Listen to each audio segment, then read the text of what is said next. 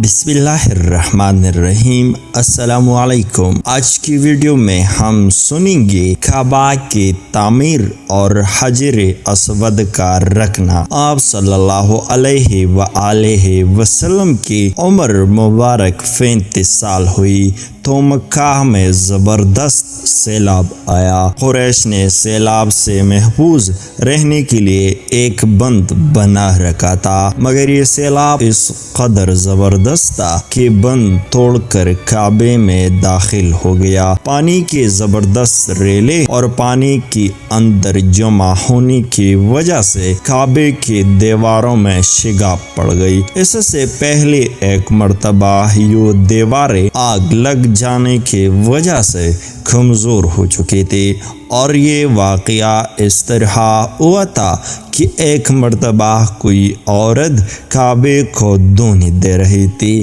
کہ اسے آگ میں سے ایک چنگاری اڑ کر کعبے کے پردوں تک پہنچ گئی۔ اس سے پردوں کو آگ لگ گئی اور دیواریں تک جل گئی۔ اس طرح دیواریں بہت کمزور ہو گئی تھی۔ یہی وجہ تھی کہ سیلاب نے ان کو کمزور دیواروں میں شگاف کر دی۔ سیدنا ابراہیم علیہ السلام نے کعبے کی جو دیواریں اٹھائی تھی وہ 9 گز اونچی تھی، ان پر چھت نہیں تھی۔ لوگ کعبے کے لیے نذرانے وغیرہ لاتے تھے۔ یہ نذرانے کپڑے اور خوشبوئی وغیرہ ہوتے تھے۔ کعبے کے اندر جو کنواں تھا، یہ سب نذرانے اس کنویں میں ڈال دی جاتی تھی۔ کنواں اندرونی حصے میں دائیں طرف تھا، اس کو کعبے کا خزانہ کہا جاتا تھا۔ کعبے کے خزانے کو ایک مرتبہ ایک چور نے چرانے کی کوشش کی۔ چور کنویں ہی میں مر گیا۔ اس کے بعد اللہ تعالیٰ نے اس کی حفاظت کے لیے ایک سانپ کو مقرر کر دیا۔ یہ سانپ کنویں کے منڈ پر بیٹھا رہتا تھا، کسی کو خزانے کے نزدیک نہیں آنے دیتا۔ قریش بھی اس سے خوفزدہ رہتے تھے۔ اب جب کہ کعبے کی دیواروں میں شگاف پڑ گئی اور نئے سر سے اس کی تعمیر کا مسئلہ پیش آیا تو اللہ تعالیٰ نے ایک پرندے کو بھیجا، وہ اس سانپ کو اٹھا لے گیا۔ البدیہ والنحیہ یہ دیکھ کر قریش کے لوگ بہت خوش ہوئے۔ اب انہوں نے نئے سرے سے کعبے کی تعمیر کا فیصلہ کر لیا اور پروگرام بنایا کہ بنیادیں مضبوط بنا کر دیواروں کو زیادہ اونچا اٹھایا جائے۔ اس طرح دروازے کو بھی اونچا کر دیا جائے گا تاکہ کعبے میں کوئی داخل نہ ہو، صرف وہی شخص داخل ہو جائے جسے وہ اجازت دے۔ اب انہوں نے پتھر جمع کی۔ ہر قبیلے اپنے حصے کے پتھر الگ جمع کر رہا تھا۔ چندہ بھی جمع کیا گیا۔ چندے میں انہوں نے پاک کمائی دی، ناپاک کمائی نہیں دی۔ مثلاً طوائفوں کی آمدنی، سود کی کمائی، دوسروں کا مال غصب کر کے حاصل کی گئی، دولت چاندے میں نہیں دی، اور پاک کمائی انہوں نے بلا وجہ نہیں دی تھی۔ ایک خاص واقعہ پیش آیا تھا جس سے وہ اس نتیجے پر پہنچ چکے تھے کہ اس کام میں صرف پاک کمائی لگائی جائے گی۔ وہ واقعہ یوں تھا، ایک قریشی سردار ابو وحیب عمر بن عابد نے جب یہ کام شروع کرنے کے لیے ایک پتھر اٹھایا، پتھر اس کے ہاتھ سے نکل کر پھر اسی جگہ پہنچ گیا جہاں سے اسے اٹھایا گیا تھا۔ اس پر قریشی حیران و پریشان ہوئی۔ آخر خود وحیب کھڑا ہوا اور بولا، اے گروہ قریش، کعبے کی بنیادوں میں سوائے پاک مال کے کوئی دوسرا مال شامل مت کرنا۔ بیت اللہ کی تعمیر میں کسی بدکار عورت کی कमाई, सूद की कमाई या ज़बरदस्ती हासिल की गई दौलत हरगिज़ शामिल नहीं करना। ये वहीब नबी करीम सल्लल्लाहु अलैहि व आलिहि वसल्लम के वालिद हज़रत अब्दुल्लाह का मामू था और अपनी कौम में एक शरीफ आदमी था। जब कुरैश के लोग खाना काबा के तामीर के लिए पत्थर ढो रहे थे तो उनके साथ नबी करीम सल्लल्लाहु अलैहि व आलिहि वसल्लम भी पत्थर ढोने में शरीक थे। आप सल्लल्लाहु अलैहि व आलिहि वसल्लम पत्थर अपने गर्दन पर रख कर ला रहे थे। तामीर शुरू करने से पहले कुरैश के लोगों ने खूब महसूस किया कि दीवारें गिरने से कहीं इन पर कोई मुसीबत नाजिल हो जाए। आखिर एक सरदार वलीद बिन मुगीरा ने कहा, काबा के दीवारें गिरने से तुम्हारा इरादा इस्लाह और मुरम्मत का है या इसको ख़राब करने का? जवाब में लोगों ने कहा, ज़ाहिर है हम तो मुरम्मत और इस्लाह चाहते हैं। ये सुनकर वलीद ने कहा, तब फिर समझ लो अल्लाह ताला इस्लाह करने वालों को बर्बाद नहीं करता।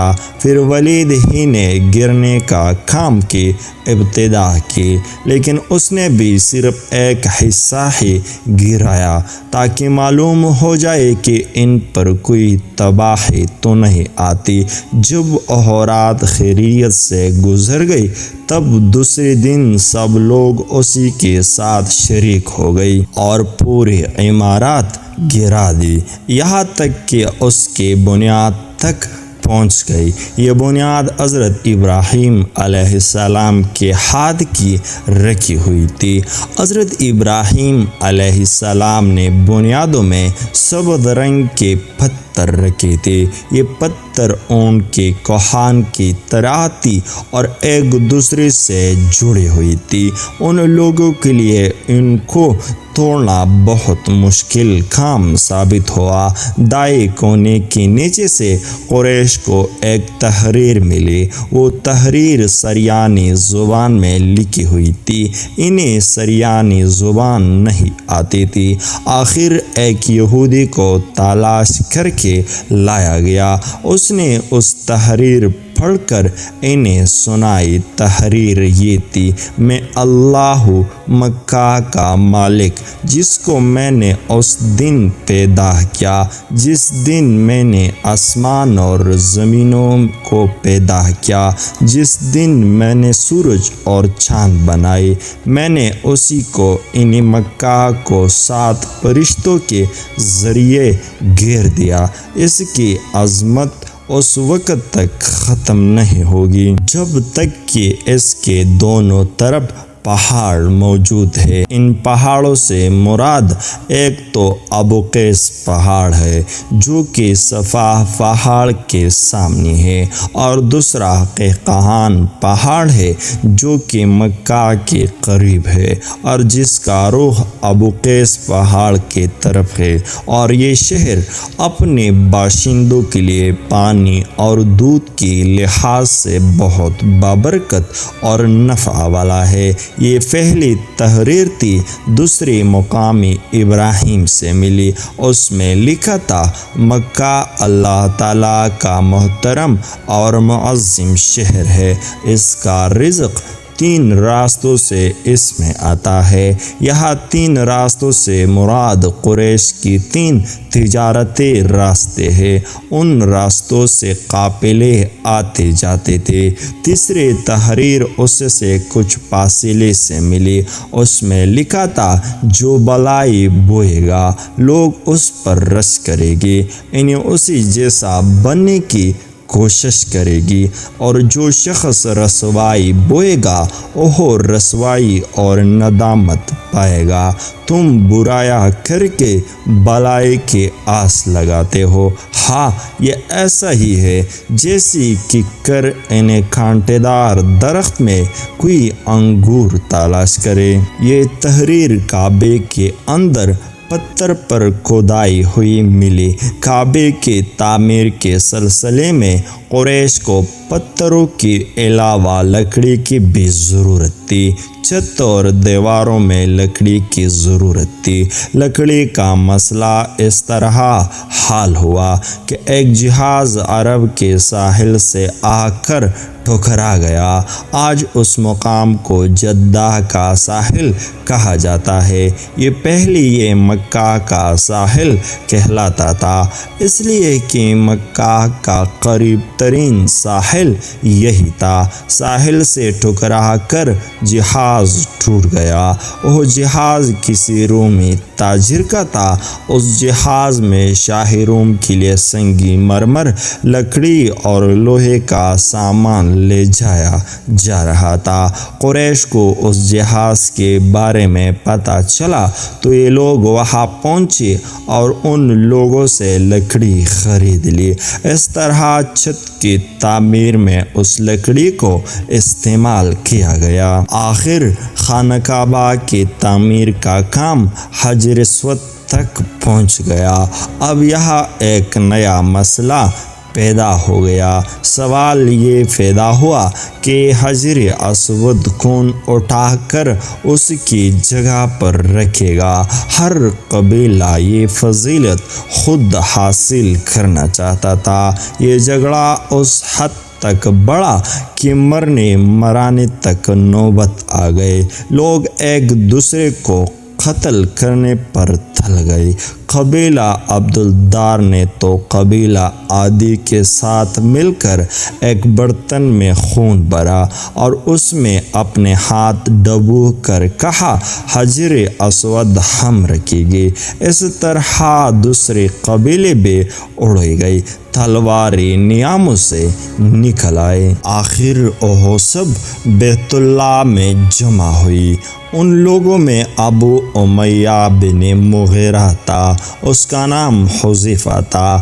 قریش کے پورے قبیلے میں یہ سب سے زیادہ عمر والا تھا۔ یہ ام المؤمنین سیدہ ام سلمہ رضی اللہ تعالیٰ عنہا کا باپ تھا۔ قریش کے انتہائی شریف لوگوں میں سے تھا۔ مسافروں کو سفری سامان اور کھانا وغیرہ دینے کے سلسلے میں بہت مشہور تھا۔ جب کبھی سفر کرتا تو اپنے ساتھیوں کے کھانے پینے کا سامان خود کرتا تھا۔ اس وقت اس شدید جھگڑے کو ختم کرنے کے لیے اس نے ایک تحریر حل پیش کیا۔ اس نے سب سے کہا، اے قریش کے لوگوں، اپنا جھگڑا ختم کرنے کے لیے تم یوں کرو کہ حرم کے صفا نامی دروازے سے جو شخص سب سے پہلے داخل ہو اس سے فیصلہ کر لو۔ وہ تمہارے درمیان جو فیصلہ کرے وہ سب اس کو مان لے۔ یہ تجویز سب نے مان لی۔ آج اس دروازے کو باب اسلام کہا جاتا ہے۔ یہ دروازہ رکن ایمانی اور رکن اسود کے درمیان حصے کے سامنے ہے۔ اللہ کی قدرت کے اس دروازے سے سب سے پہلے حضور نبی کریم صلی اللہ علیہ وآلہ وسلم تشریف لے آئے۔ قریش نے جیسے ہی آپ کو دیکھا پکار اٹھی، یہ تو امین ہے، یہ تو محمد ہے، ہم ان پر راضی ہیں۔ اور ان کی ایسا کہنے کی وجہ یہ تھی کہ قریش اپنے آپس کے جھگڑوں کے فیصلے آپ ہی سے کرایا کرتے تھے۔ آپ کسی کی بے حمایت نہیں کرتے تھے، نہ بلا وجہ کسی کی مخالفت کرتے تھے۔ پھر ان لوگوں نے اپنے جھگڑے کی تفصیل آپ علیہ السلام کو سنائی۔ ساری تفصیل سن کر آپ نے فرمایا، ایک چادر لے آؤ۔ وہ لوگ چادر لے آئے۔ آپ نے اس چادر کو بچھایا اور اپنے دست مبارک سے حجر اسود کو اٹھا کر اس چادر پر رکھ دیا۔ اس کے بعد آپ نے ارشاد فرمایا، ہر قبیلے کے لوگ اس چادر کا ایک एक किनारा पकड़ ले, फिर सब मिलकर उसको उठाए।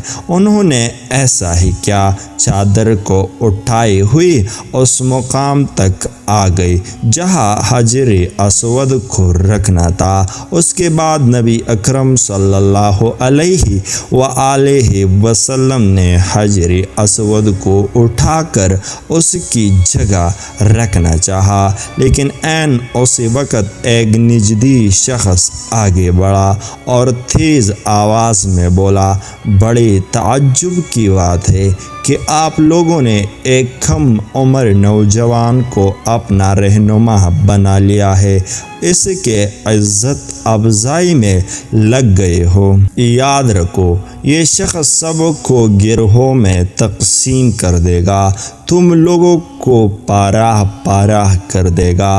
करीबता के लोगों में उसकी बातों से एक बार फिर झगड़ा हो जाए, लेकिन फिर खुद ही उन्होंने महसूस कर लिया कि हुजूर सल्लल्लाहु अलैहि वसल्लम ने जो फैसला किया है वो लड़ाने वाला नहीं, लड़ाई ख़त्म करने वाला है। चुनांचे हजर अस्वद को नबी करीम सल्लल्लाहु अलैहि व आलिहि वसल्लम ने अपनी मुबारक हाथों से उसी की जगह पर रख दिया।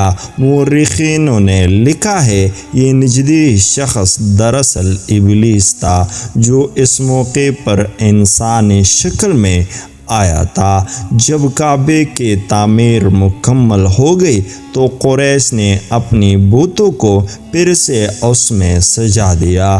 काबे के ये तामीर जो कुरैश ने की छोटी तामीर थी। सबसे पहले काबे को फरिश्तों ने बनाया था।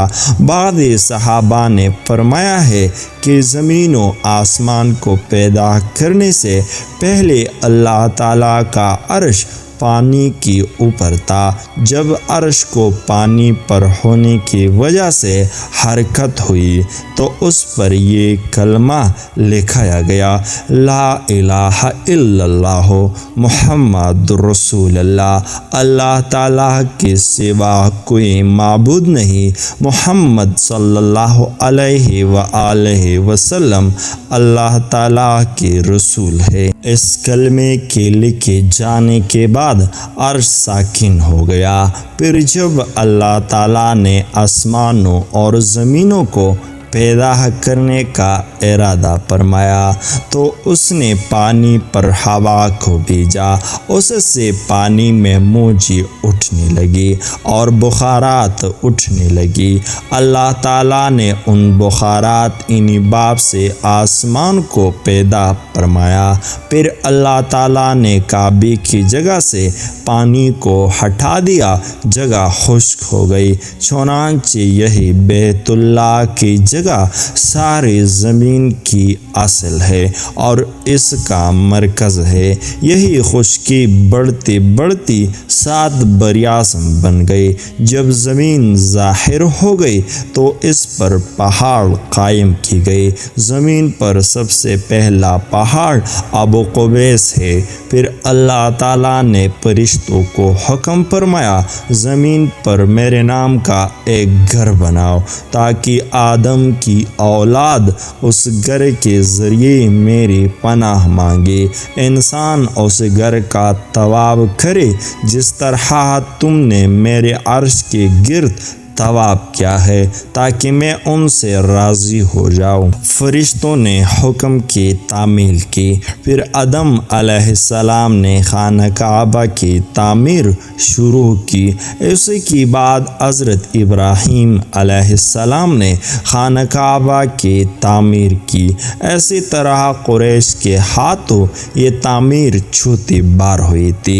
हुजूर अकरम सल्लल्लाहु अलैहि व आलिहि वसल्लम की उम्र मुबारक 40 साल के करीब हुई तो वही का आसार शुरू हो गई। इस सिलसिले में सबसे पहले आपको सच्ची ख्वाब दिखाई देने लगी।